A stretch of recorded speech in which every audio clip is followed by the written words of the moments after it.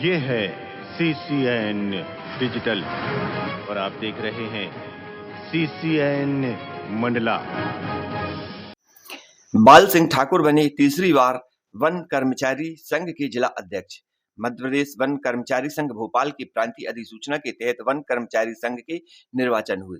बता दें कि जिसमें बाल सिंह ठाकुर वन रक्षक परिक्षेत्र जगमंडल पूर्व सामान्य, बसंत टेकाम कार्यवाहक वनपाल परिक्षेत्र बरेला पश्चिम सामान्य, पूनाराम मरावी वन रक्षक परिक्षेत्र बरेला पश्चिम सामान्य। 3 प्रत्याशियों ने अपने अपने नामांकन फार्म जमा किए थे, परंतु एक प्रत्याशी पूनाराम मरावी के द्वारा अपना नाम वापस ले लिया गया। शेष 2 नाम थे जिसमें बाल सिंह ठाकुर एवं बसंत टेकाम के बीच निर्वाचन हुआ। कुल 518 मतदाताओं ने मत करने थे, परंतु 230 मतदाताओं ने ही अपने मत डाले, जिसमें बाल सिंह ठाकुर को 120 मत प्राप्त हुए, बसंत टेकाम को 109 मत प्राप्त हुए, 1 मत निरस्त कर दिया गया। बाल सिंह ठाकुर 11 वोट से विजयी हुए हैं। जिला निर्वाचन अधिकारी जेपी शर्मा ने विजय प्रत्याशी के नाम में बाल सिंह ठाकुर के नाम की घोषणा की, जिसके बाद बाल सिंह ठाकुर को अधिकारियों सहित मित्रों ने शुभकामनाएं दी।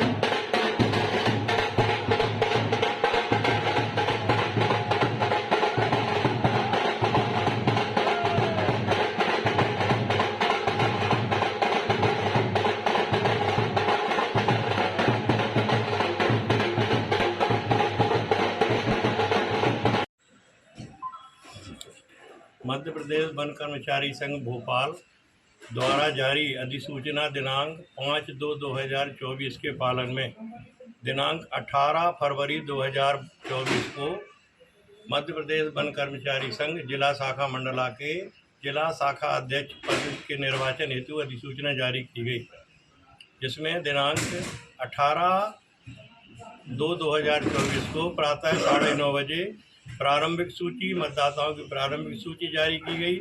आपत्तियां प्राप्त होने पर 11:30 बजे संशोधित सूची जारी करके 11:30 बजे से नामांकन की प्रक्रिया प्रारंभ की गई। इसमें 3 प्रत्याशियों ने अपने नामांकन पत्र जमा किए, जिसमें एक श्री बसंत टेकाम जी वनपाल, एक श्री बाल सिंह ठाकुर जी वन रक्षक एवं पूनाराम जी वन रक्षक। इन 3 लोगों ने आवेदन पत्र निर्धारित शुल्क के साथ अपने जमा किए। आवेदन पत्रों की जांच की गई। जांच में सभी पत्र मान्य पाए गए।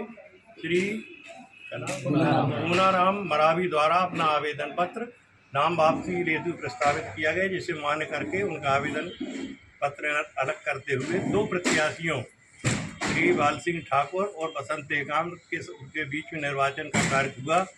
518 मतदाताओं में से 230 मतदाताओं ने अपने मतदान का उपयोग किया, जिसमें से 120 मत श्री बाल सिंह ठाकुर और 109 मत श्री बसंत टेकाम को प्राप्त हुए। 1 मत अवैध घोषित किया गया। इस प्रकार श्री बाल सिंह ठाकुर 11 मतों से जिला शाखा अध्यक्ष पद के निर्वाचन हेतु विजयी घोषित हुए। जेपी शर्मा, निर्वाचन अधिकारी, मध्य प्रदेश वन कर्मचारी संघ भोपाल। एक बार अपना परिचय पूरा कर सकते। जेपी शर्मा, पूर्व महामंत्री, सेवानिवृत्त लेखापाल, सामान्य वन मंडल जबलपुर, निर्वाचन अधिकारी, जिला शाखा मंडला। कर्मचारी संघ के चुनाव हुए और आप विजयी हुए, तो कैसा क्या आगे का कार्यक्रम रहेगा आपका, क्या संदेश रहेगा आपका अपने साथी कर्मचारियों के लिए? आज का जो निर्वाचन हुआ, इसमें प्रांतीय निर्वाचन जिला निर्वाचन अधिकारी के द्वारा जो कार्यक्रम रूपरेखा तैयार की गई, उसमें सभी कर्मचारियों ने बढ़ चढ़ कर हिस्सा लिया और 2 कर्मचारियों के बीच में निर्वाचन हुआ। हमारे साथी बसंते काम जी और मेरे बीच में वोट डली। इसमें जो है मुझे निर्वाचित घोषित किया गया है। मैं विगत 2013 से वन कर्मचारी संघ के जिलाध्यक्ष पद का निर्वहन कर रहा हूं और मुझे पूरा विश्वास था कि कर्मचारियों के हितों में हमेशा खड़ा रहता हूं। कर्मचारियों के हितों में अधिकारियों से बातचीत करता हूं, कर्मचारियों की समस्या का निराकरण करता हूं और विभागीय समस्या के अलावा भी विभागीय समस्या से हट के अन्य प्रकार की समस्याएं, कहीं किसी का एक्सीडेंट हो गया, कुछ हो गया, कोई समस्या आ गई, कहीं कोई परेशानी आ गई, तो उसमें भी मैं प्रयास करता हूं कि कर्मचारी यदि मुझे जानकारी मिली है तो मैं कर्मचारियों की समस्या का निराकरण करने की कोशिश करता हूं, निराकरण करवाता हूं। और ये मेरी जीत नहीं है, वन परिवार मंडला की जीत है, सभी कर्मचारी साथियों की जीत है और हमारा हर कर्मचारी अपने आप को अध्यक्ष मान के चले। मैं उसके कदम से कदम साथ में कर्मचारियों के साथ में खड़ा हूं और आगे खड़ा रहूँगा और कर्मचारी हित में बात करूँगा और कर्मचारियों के हितों के लिए हमेशा आगे तत्पर रहूँगा। ये तीसरी बार मुझे अध्यक्ष पद प्रदान हुआ है, लगातार तीसरी बार। वन कर्मचारी एकता जिंदाबाद, जिंदाबाद। वन कर्मचारी एकता जिंदाबाद, जिंदाबाद। वन कर्मचारी एकता जिंदाबाद, जिंदाबाद। वन कर्मचारी एकता जिंदाबाद, जिंदाबाद। ककैया कुर्मी समाज विकास संगठन के तत्वाधान में जिले के ग्राम ककैया में भारत रत्न लौह पुरुष सरदार वल्लभ भाई पटेल की प्रतिमा का अनावरण किया गया। कार्यक्रम में बिछिया विधायक नारायण सिंह पट्टा सहित कुर्मी पटेल समाज के सामाजिक बंधु उपस्थित हुए।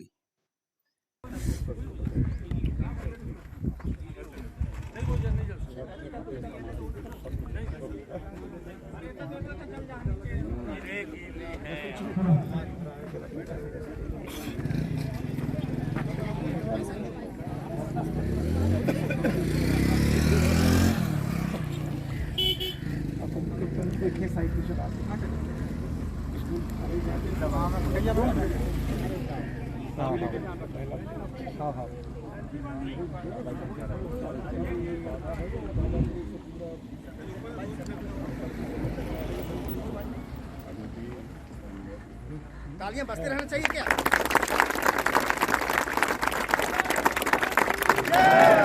सरदार वल्लभ भाई पटेल जिंदाबाद, जिंदाबाद। सरदार वल्लभ भाई पटेल जिंदाबाद, जिंदाबाद। सरदार वल्लभ भाई पटेल जिंदाबाद, जिंदाबाद। आवाज सब तरफ से आना चाहिए, आवाज पूरे ब्रह्मांड में आना चाहिए, पूरे भारत देश में लगना चाहिए कि आज हमारा कुर्मी समाज किस तरीके से एक साथ एकजुट होकर दो पुरुष सरदार वल्लभ भाई पटेल की इस मूर्ति के अनावरण कार्यक्रम में अपनी गरिमामय सहभागिता अदा कर रहा है।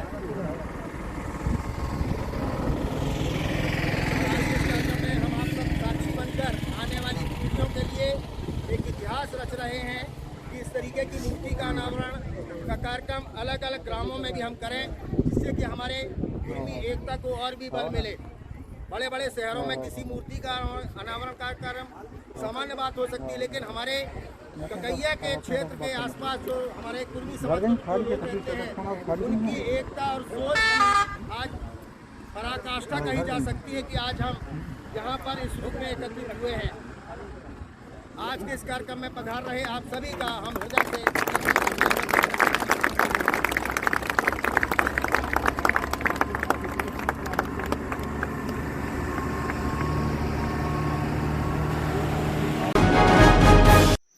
डिंडोरी मार्ग में चायवी एवं मोहगांव के बीच स्थित बड़ी खेरी पुलिया के नीचे मोटरसाइकिल सवार गिरा, जिसे स्थानीय जनों ने देखा और तत्काल पुलिस व 100 डायल को खबर की। लोगों ने पुलिया के नीचे गिरे हुए घायल युवक को पुलिया से बाहर निकाला और 100 डायल की मदद से उसे सामुदायिक स्वास्थ्य केंद्र इलाज के लिए पहुंचाया। घायल युवक का इलाज जारी है।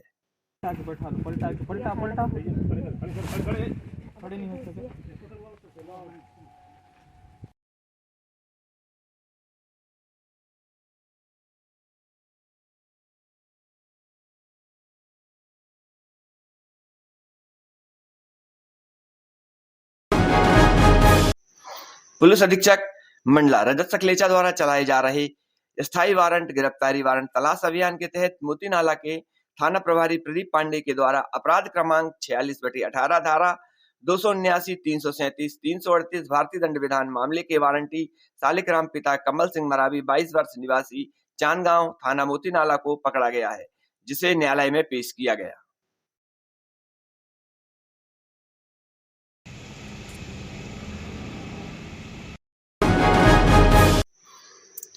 नैनपुर थाना के अंतर्गत पिंडरई में बीती रात्रि मोबाइल दुकान की शटर तोड़कर अज्ञात चोरों ने हाथ साफ कर दिया।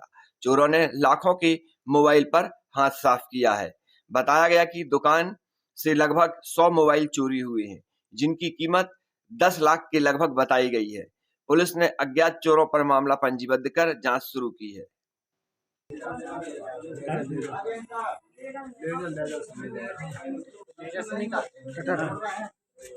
कटर से काटे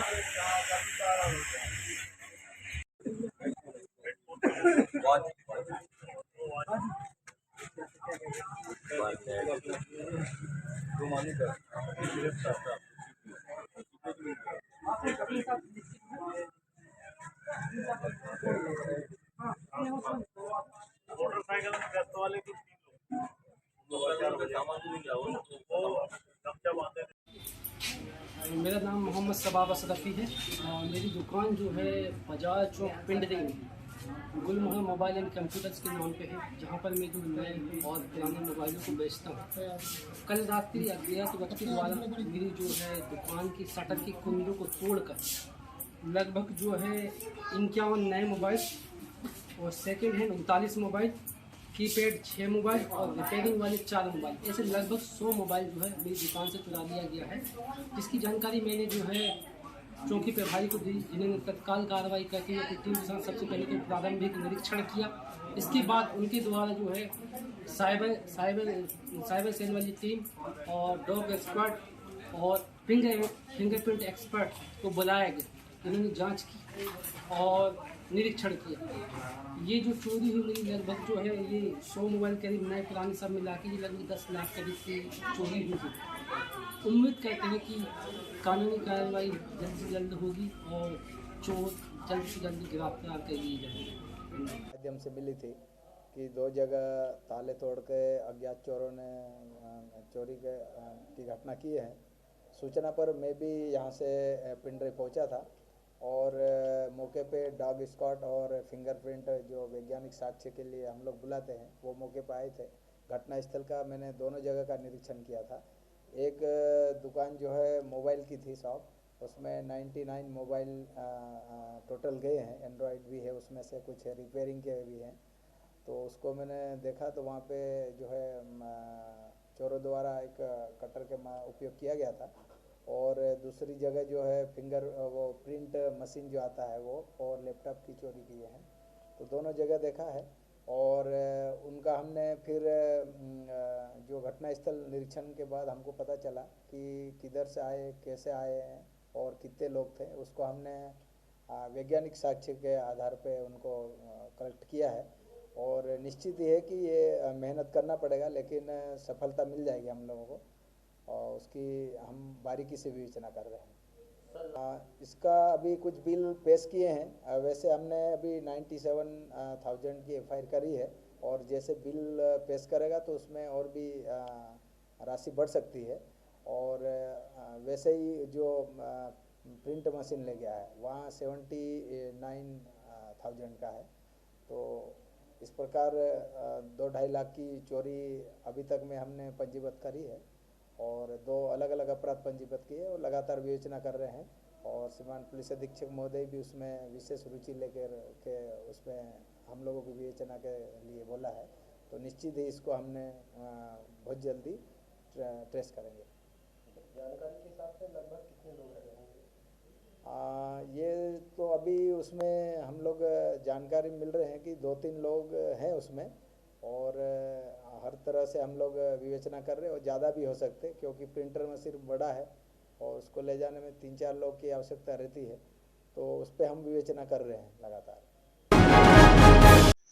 मंडला जिले में राष्ट्रीय सिकल सेल एनीमिया उन्मूलन मिशन अंतर्गत जिला स्तरीय sickle cell point of care test की विधि को समझाने एवं आम जन समुदाय में जन जागरूकता एवं प्रचार प्रसार करने हेतु कार्यशाला आयोजित की गई, जिसमें कलेक्टर डॉक्टर सलोनी सिडाना ने कार्यशाला में उपस्थित प्रतिभागियों को मास्टर ट्रेनर की तरह पॉइंट ऑफ केयर किट से सिकल सेल एनीमिया की जांच के संबंध में जानकारी दी।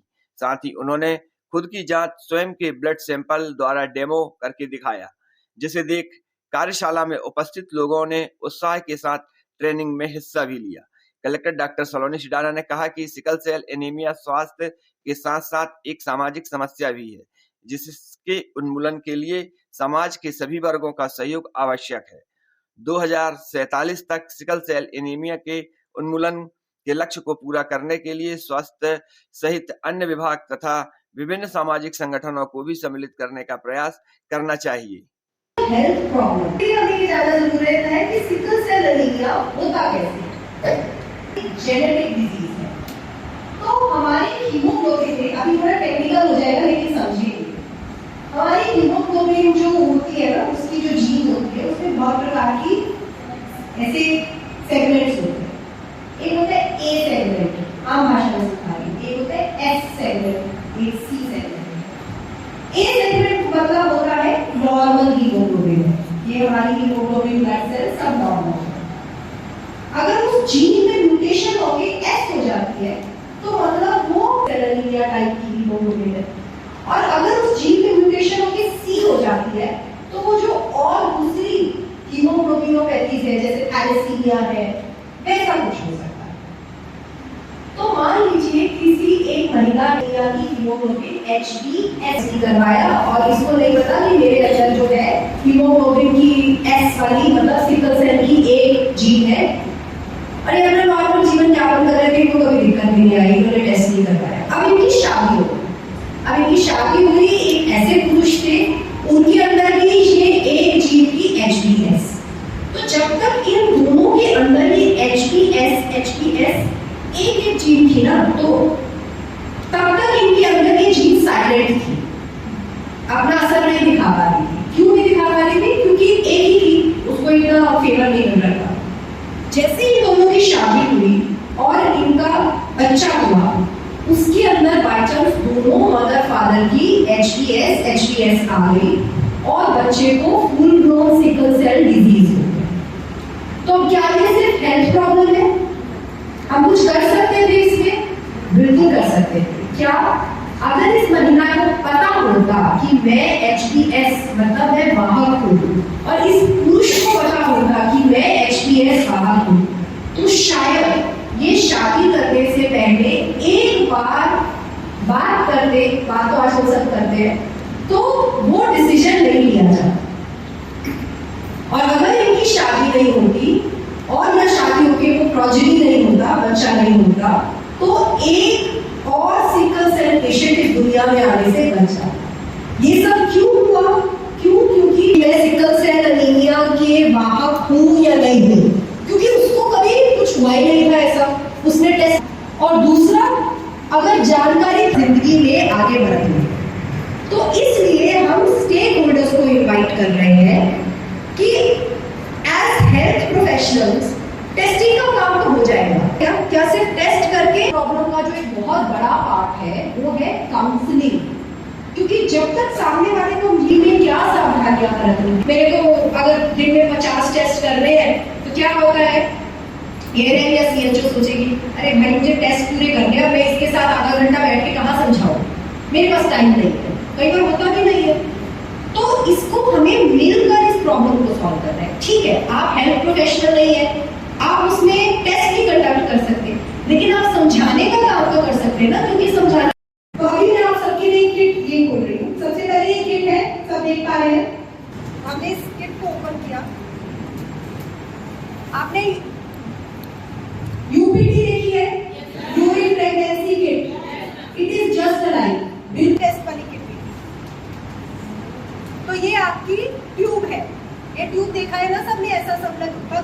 आप लोग देख लिए ये, तो ये हमारी ट्यूब है, ट्यूब के अंदर ये बेल है।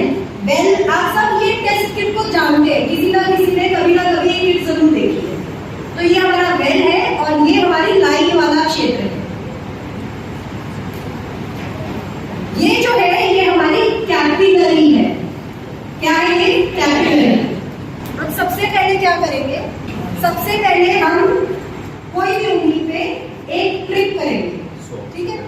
पहले स्वॉब से साफ करेंगे, ये स्वॉब है, ठीक है। मैं अप्लाई दिखा दूँ, ऐसे स्वॉब से साफ करेंगे। उसके बाद हम नीडल से प्रिक करेंगे। जब नीडल से, नीडल है क्या?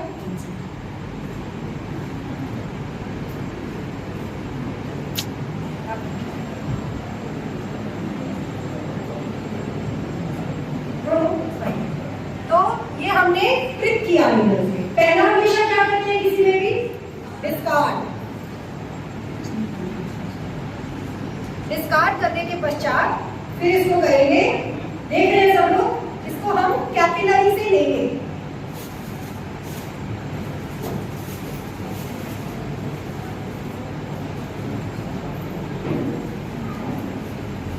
लेने के पश्चात कैपिलरी में जब हमने ब्लड ले लिया तो ये बफर सोल्यूशन आपको दिया जाएगा। ये है बफर सोल्यूशन। ये बफर सोल्यूशन में आप उस ब्लड को डालेंगे और मिक्स करेंगे अच्छे से। अच्छा, इसको शेक नहीं करेंगे, ये बहुत इंपॉर्टेंट है। बस ऐसे ऐसे ऐसे, जैसे वो हम वाइन को कई बार ऐसे ऐसे ऐसे ऐसे करते हैं ना, वो नहीं कर रहे, वेरी इंपॉर्टेंट। तो हमने प्रिक किया, प्रिक के बाद हमने ब्लड को डिस्कार्ड किया। प्रिक अच्छे से करना है, जैसे मेरा प्रिक हुआ वैसा ही करना है। ऐसा नहीं, कभी मैं देखती हूँ हमारी महिलाएं ऐसे प्रिक करती है, उससे एक खून भी नहीं निकलता है, थोड़ा सा डीप प्रिक करना है। डिस्कार्ड किया, डिस्कार्ड करने के बाद उसको कैपिलरी से लिया। कैपिलरी से लेने के बाद हमने उसको इसमें डाला और इसको हल्का हल्का ऐसे मिक्स कर दिया, शेक नहीं करना। अब जब हमने इसको कर लिया तो ये हमारी ट्यूब है। इसके इस वेल में हम 3 to 5 ड्रॉप्स, 3 ड्रॉप्स ब्लड डालेंगे, ठीक है। इसका सिर्फ रेड वाला कैप जो ऊपर का है, इसको हम रिमूव करेंगे। रेड वाला कैप देख लिया, जैसे मैं कर रही थी, नीचे वाला नहीं रिमूव कर रहे, सिर्फ ऊपर वाला रेड वाला कैप रिमूव कर रहे। ये इस बेल में हम 3 ड्रॉप डालेंगे।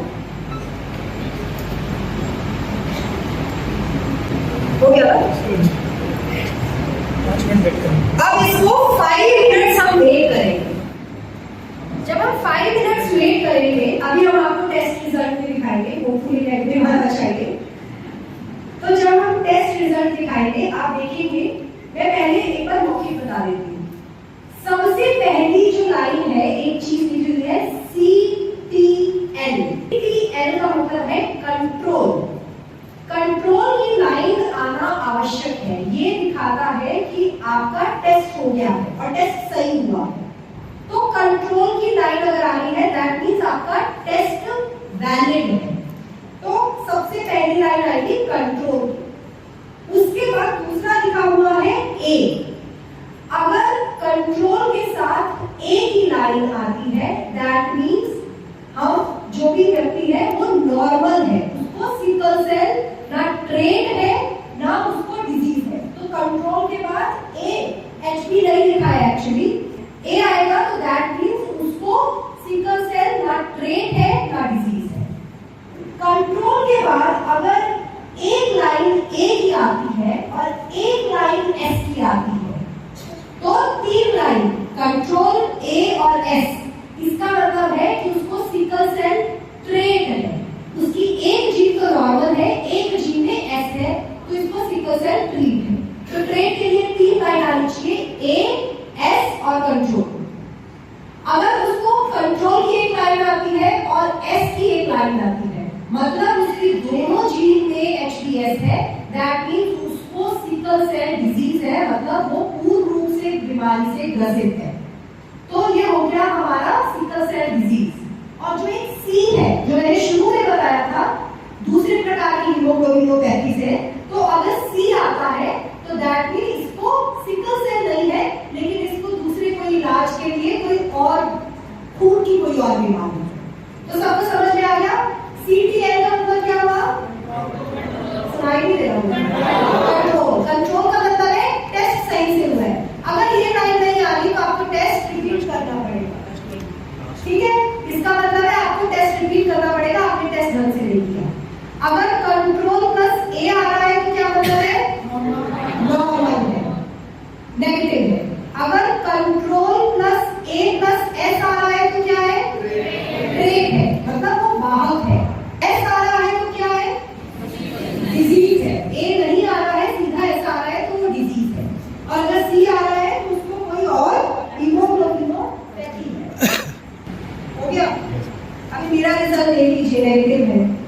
पहली लाइन कौन सी है, दूसरी लाइन कौन सी है, एच भी नहीं है, ए है, ठीक है।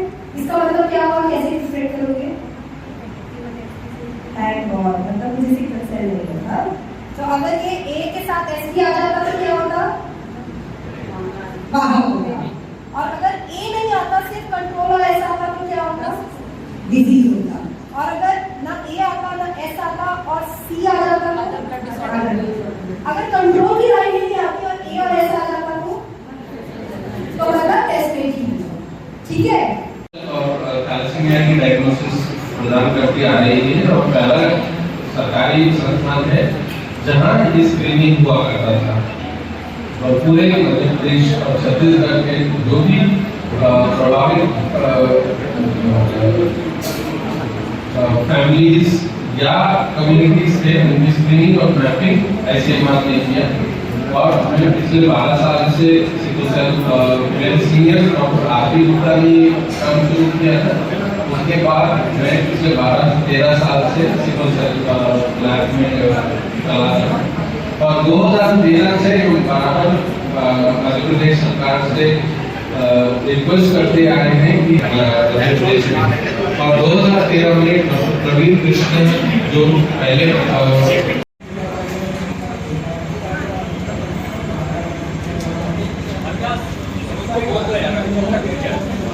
पानी नहीं रहे क्यों नहीं है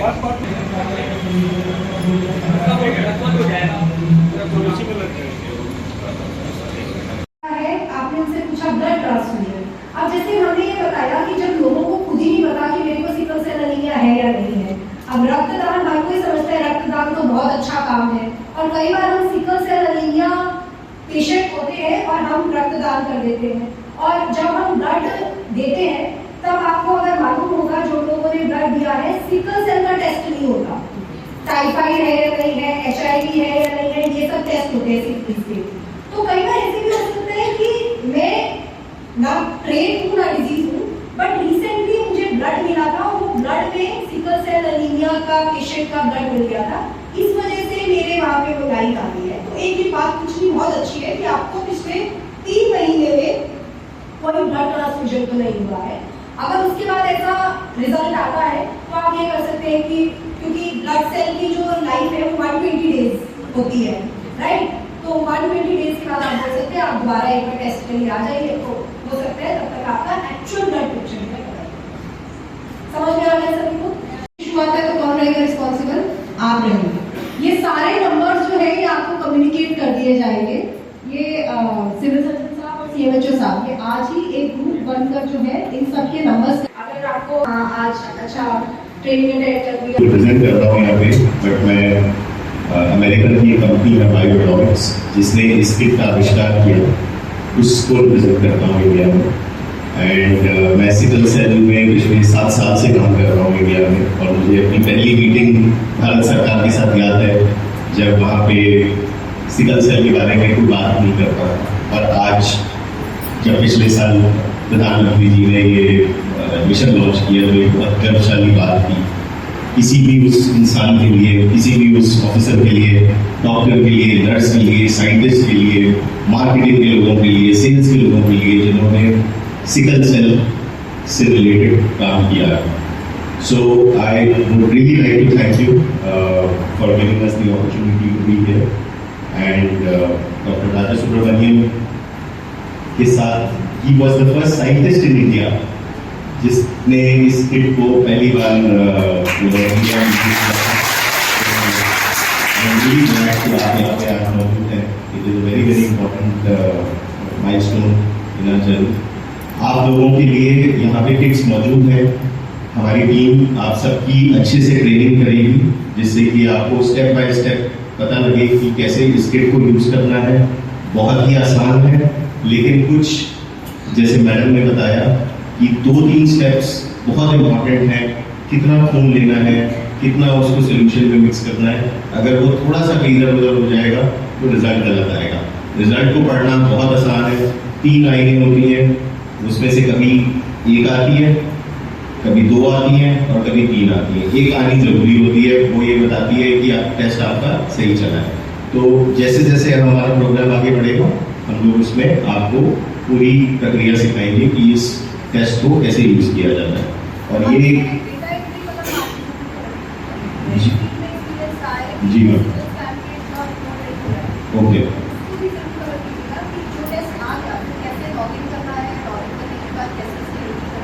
जी, we will take a session. ठीक, थैंक यू वेरी मच। अब ये मशीन एक ही है और इसमें पूरे दिन में 80 सैंपल नहीं हो सकते। तो आपने आज सैंपल कलेक्ट किया, आप डिस्ट्रिक्ट हॉस्पिटल में भेजते थे, डिस्ट्रिक्ट हॉस्पिटल में उसको कम्युनिकेशन होता है। ये पद्धति गोल्ड स्टैंडर्ड है, अभी भी WHO इसको गोल्ड स्टैंडर्ड मानता है। पहले प्रिक करेंगे मैम, देन उसके बाद में हम लोग प्रिक करने के बाद में जो ड्राई है उससे पहला उसको हटा देंगे मैम। देन उसके बाद में हमारे पास में परत नहीं है जिसमें हमने डाल के रखा, उसमें दिया रहता है कि कितने आपको सॉल्युबल लेना है। देन उसके बाद में हम प्रिक करने के बाद में पूरा ब्लड को स्प्रेड करते हैं, उसके बाद में हम डालते हैं। तो हमारे पास में और एक दिया रहता है पैरामीटर्स, हमने उसमें सारे सैंपल्स सबके नाम लिखे, देन सैंपल को कलेक्शन करके हमने आप इंटरप्रेट कैसे करते हो कि ये सॉल्युबिलिटी पॉजिटिव है या सॉल्युबिलिटी नेगेटिव है? मैम ब्लैक लाइंस बनी होती है हमारे जिसके पीछे, फिर हम 15 मिनट्स उसको छोड़ देते हैं, मतलब ज़्यादा लाइट नहीं चाहिए इन द सेंस कि सन पावर से दूर रखना है उनको। फिर उनके बाद में हम देखते हैं अगर पीछे की हमें ब्लैक लाइंस दिख रही है, प्रॉपर्ली विजिबल हो रहा है, तो वो निगेटिव है। देन अगर वो हमको ब्लैक लाइंस नहीं दिख रही है तो वो पॉजिटिव नहीं है, हम उसको कंफर्मेशन करने के लिए HPLC टेस्ट। वेरी गुड, यहाँ तक मुझे ताली बजाएगा सर। जो अभी मैडम सिकल सेल को लेकर कार्य किए जा रहे हैं जिस पे किट भी आई हैं, लेकिन देखा गया है कि कुछ ऐसे समाज भी हैं जो सिकल सेल से ज़्यादा प्रभावित हैं, उनके लिए प्रशासन द्वारा क्या व्यवस्थाएं हैं? जो हमने अभी स्वास्थ्य विभाग इसमें कार्य कर रहा है वो मोस्टली एंडेमिक जिलों के लिए ही है, जिसमें मंडला भी है। तो अभी जो आज पूरी कार्यशाला हुई है वो इसी तरह है कि हमारा लक्ष्य है कि हम सबका एक बार टेस्ट करें, किसी को भी ना छोड़ें। कोई कहाँ पे भी रहता है, मवई से लेकर नारायणगंज से लेकर बीजाडांडी, मंडला, हर जगह सब व्यक्ति का टेस्ट हो, उसकी प्रॉपर एंट्री हो, उसका रिकॉर्ड रखा जाए। और फिर जो वाहक और बीमारी से ग्रसित लोग आते हैं हम उनकी काउंसलिंग प्रॉपरली करें, उनको क्या अपने जीवन में डूज एंड डोंट्स करने हैं, उनका क्या ट्रीटमेंट करना है उसके बारे में भी बताएं। तो आज शुरुआत करी है, मुझे उम्मीद है कि आने वाले समय पे हमें बहुत इसके अच्छे परिणाम मिलेंगे। Thank you madam. जो किटें आई हैं, किटें कहाँ तक प्रभावी होगी और कहाँ तक इसके कार्य होंगे? अभी जो कार्यशाला किया जा रहा है सिकल सेल के कारण, सिकल सेल के लिए, और हमारे सारे कार्यकर्ता यहाँ पर कार्यशाला में उपस्थित हैं और हम विशेषकर POCT किट के द्वारा और ये टेस्ट करवाएंगे ताकि मंडला जिले में सिकल सेल की स्क्रीनिंग और जांच और दवाइयाँ ये सब उनको उपलब्ध कराई जाएगी। ये जो किट आ रही है POC किट, ये करीब करीब हमको 1 लाख किट प्राप्त होंगी और उनसे हमारी जांच होंगी। सर कोशिश करेंगे कि जो भी समाज ज़्यादा प्रभावित है उनका 100% इसका स्क्रीनिंग हो जाए, इसकी टेस्टिंग हो जाए। और वैसे तो नहीं है कि झरिया समाज ही केवल है, बाकी दूसरे समाज में भी ये सिकल सेल पाया जाता है, पर एक झरिया समाज है और एक साहू समाज, इसमें थोड़ा सा प्रिवेलेंस है। सर ये कार्यक्रम कब से शुरू हो जाएंगे कि लोगों की जांच शुरू कर दी जाए? ये हमारी जांच तो पहले से भी चल रही थी, लेकिन वो सोलबिलिटी किट से हो रही थी, लेकिन उसमें हमको कंफर्मेशन के लिए जिला अस्पताल हमको उसका सैंपल भेजना पड़ता था। और ये जो किट आई हुई है POCT किट, ये डायरेक्ट ऑन द स्पॉट हमको रिजल्ट प्राप्त हो जाएगा इससे। और जैसे ही हमको किट प्राप्त हो जाएगी, ये करीब करीब 1 लाख किट हमको प्राप्त होने वाली हैं, तो हम जैसे ही प्राप्त होगी तो हम काम चालू कर देंगे। सर ये जो किट कौन सी किट है जो लॉन्च की गई है, कौन सी किट है? ये point of care test kit है। ये एक्चुअली में अमेरिकन कंपनी से बना हुआ है, जो हमको प्राप्त होने वाली है, जिससे हम टेस्ट करेंगे। क्या विशेषता है इसमें हमको तुरंत रिजल्ट पता चल जाएगा और बहुत इजी किट है ये। जैसे ही हम इसका टेस्ट लेंगे तो कौन सा ट्रेट है या डिसीज है, हमको तुरंत ऑन द स्पॉट हमको इसका रिजल्ट पता चलेगा। सर क्या कार्य योजना बनाई गई है, क्या प्लान बनाया जाए किट को? ये हमारे कार्यकर्ता हमारे फील्ड में हैं, जितने भी टेस्ट किट आएंगी हम अपने कार्यकर्ताओं को सप्लाई कर देंगे और कार्यकर्ताओं के द्वारा ये टेस्ट किए जाएंगे। Thank you. ठीक।